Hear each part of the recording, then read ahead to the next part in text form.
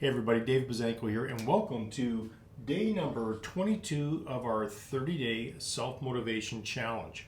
So they say the truth is out there, at least according to the X-Files. But in reality, when you think about self-motivation, why you do what you do every day, a lot of that comes from curiosity. A lot of it comes from asking better questions that demand better answers. And the pursuit of the truth is what drives motivation, curiosity, and growth. Hi, I'm Dave. If you're new to this channel is all about building resilient strategies for dads. And this 30-day series is all about trying to teach you how to look at self-motivation from 30 different perspectives so that you can learn how to become self-motivated in your life. So if you like what I'm sharing today, go ahead and hit the subscribe button so that you can be a part of our journey and a part of our community. Coming up, I'm going to be sharing 3 different ways that you can ask better questions that will result in better answers. Now, a great example of this situation for me, when my dad was going through his dementia journey, the last appointment he had with his neurologist, I remember sitting in the room with my mom. My dad was in a wheelchair, my sister was there, I was there. This was kind of the last meeting with the neurologist before my dad was committed to a nursing home. And, he wasn't in good shape at this point. And when my dad left the room with my mom, that left my sister and I in the room with the neurologist. And I looked at the neurologist and she said to me, "Do you have any final questions?" And I looked at her and I said, "Yeah, how do I not end up with dementia?" And she looked at me and she didn't realize that I had a background in endurance sport. But she looked at me and she said, "Crosswords are for entertainment, exercise is brain food. Look it up." Now, asking that simple question of how do I not end up like that may not seem like a better question, but you could tell from her response that she's probably been asked that question a million times. She's given the answer that exercise is the key to brain food, because when you exercise at 80% of your maximum heart rate, when you get up into that zone and you do that sustainably, you end up developing what they call BDNF, brain-derived neurotrophic factors.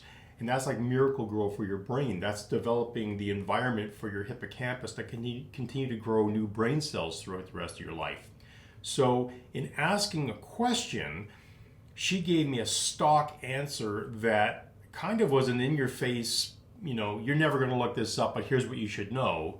But I asked a question that led to a better answer, and I did my research and I did my homework and I found out what BDNF was. I found out how you can create that.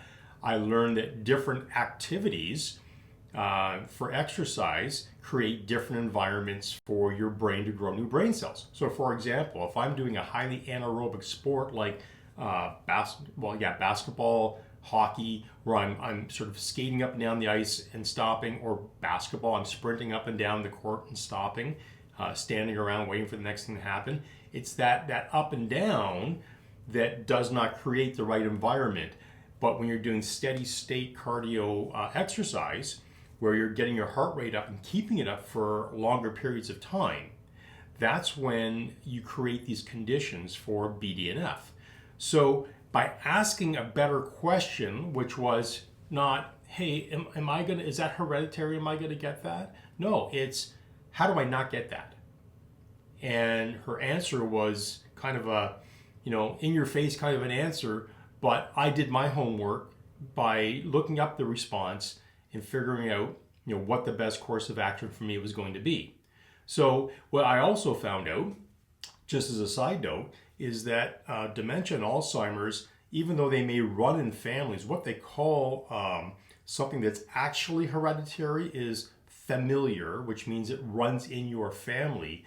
And the percentage of people in our population who have familiar Alzheimer's or familiar dementia is so minute, so minute. It's less than 0.000 of a percentage point. So you ask yourself, well, why do so many people have dementia and Alzheimer's? Because it's our lifestyle. It's what we eat and how we move throughout our lives that create the right environment for a disease to either take hold of you, or you can keep it at bay.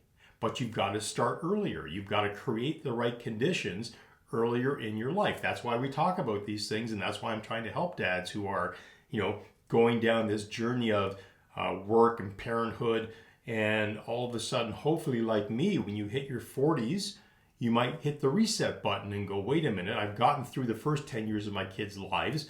They're still, surviving. They survived my parenting for 10 years, and now they don't need me as much as they did when they were just babies. And, now I'm being asked, don't come into the change room to tie their skates anymore. They need to do that on their own. They have to take responsibility. So here I am with time on my hands. So I think that's the sweet spot for dads, is when you hit, your early 40s, when you can start making significant changes to your life that are going to add up. But that's not what we want to talk about today. We want to talk about self-motivation, and we want to talk about asking better questions. So let's dive into it. By asking better questions, that encourages clarity and focus. So, for example, I want to lose 10 pounds. I don't say, hey, I want to lose weight. I say, how can I lose 10 pounds? What is that going to look like? What am I going to have to change? How do I make it sustainable? And by asking more and more questions, I get clearer goals. So I'm not saying, hey, I just want to lose weight. I'm saying, I want to lose 10 pounds by June 1st. The math says it's possible. The process is I'm going to have to be in a 200 calorie deficit every day from now until then. The math behind that tells me that I'll lose 10 pounds. However, I've got to do that in a way that's sustainable. So now I have to ask myself, how can I eat every day and not feel like I'm starving? How can I exercise every day in a way that I enjoy it, but I'm going to burn enough calories so that every day I'm in a 200 to 300 calorie deficit, right? Asking better questions helps you set goals that are more realistic and achievable. Asking better questions stimulates problem solving. So, to give you an example, in business, we call it the 3 why or the 5 why root cause analysis. When somebody states a problem, follow it up with 3 why questions or 5 why questions to get to the root cause of that problem. So if I stated a problem, I'm 20 pounds overweight, you might say, why are you 20 pounds overweight? Well, I don't eat properly anymore. Why don't you eat properly anymore? Well, because I'm not eating to fuel exercise, I'm just eating to survive. And when I do that, I tend to not pay attention to what I'm eating. Well, why aren't you paying attention to what you're eating? Well, because if I'm not racing for an event, I just kind of go with the flow. And I, like a normal human being, I kind of eat to entertain myself. And that's not a great strategy for weight management. Well, why don't you do something, set a goal for yourself to lose the weight? Well, the way that I behave is, unless I've got an actual deadline that's a year out that I'm pushing for, which is why I love doing events, I tend to not be focused on a goal. I tend to just kind of let myself enjoy life because I'm 58 years old. I love enjoying wine. I love craft beer. I love pizza and wings. And that's great in moderation, but if you've got no reason to keep that in check, over time, it's really easy to put on the weight. So by asking a series of why questions, it gets down to the root cause. The root cause of me having 20 extra pounds is that I'm not focused on what I'm eating, and I'm not eating to fuel my activity. I'm not eating like I did when I was an athlete. I'm eating like a regular person. I found that when I ate like an athlete, I achieved my weight management goals. And so maybe the best way for me to achieve this weight loss goal isn't just to say I'm going to lose 10 pounds, but it's to do something like committing to an event that's far enough out, that's 5 months out, maybe 8 months out, that's going to scare me a little bit. And it's going to force me to correct my diet, follow a plan that's going to get me from today to that point, and do it in a way that's sustainable. So by asking more why questions, you get to the root cause of the problem. So asking better questions gets you the right answers. And my final point is when you ask better questions, that fosters better communication and better listening. So if you think about it, active listening is really not about just waiting for your turn to speak. It's about engaging with the person you're talking to so that you can creatively problem solve your way through to the right answer. So when I think about conversations that I'm having with somebody, quite often I get excited because I want to share something that is my perspective on a topic. And when I do that, I'm no longer actively listening. If you want to actively listen, the best way to do that is to ask a question. So I might say to you something like, do you have Alzheimer's in your family?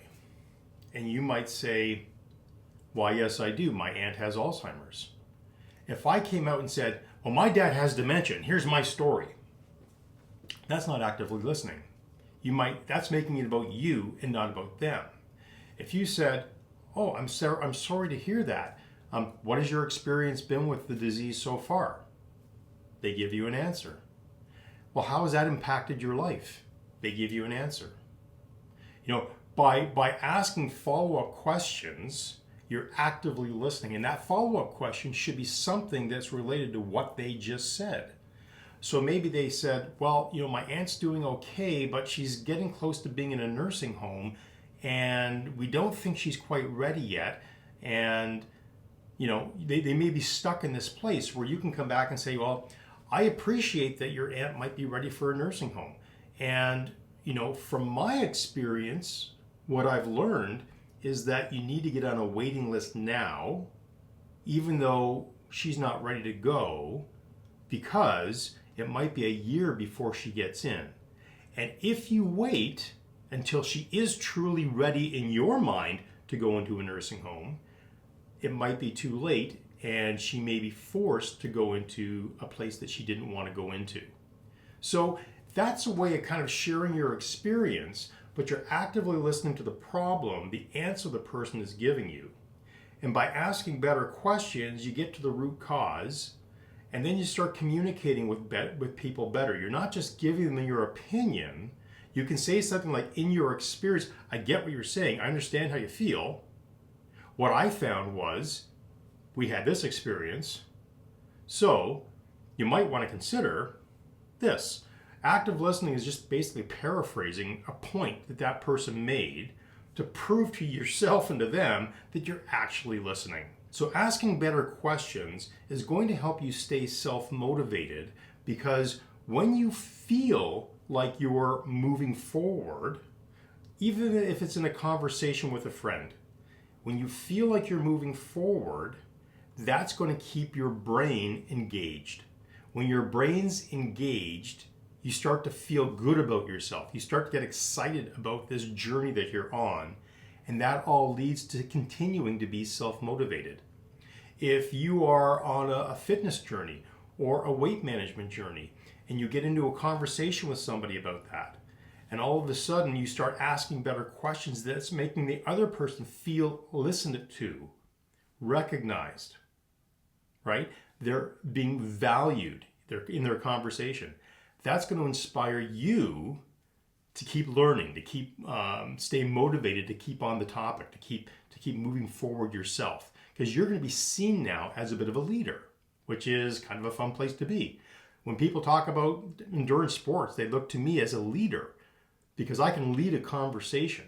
So if you've enjoyed this video, please give it a like. Consider subscribing to our channel. We are trying to get to 1,000 subscribers by the end of January. And if you haven't already done so, check out my YouTube short where I've just put out a challenge.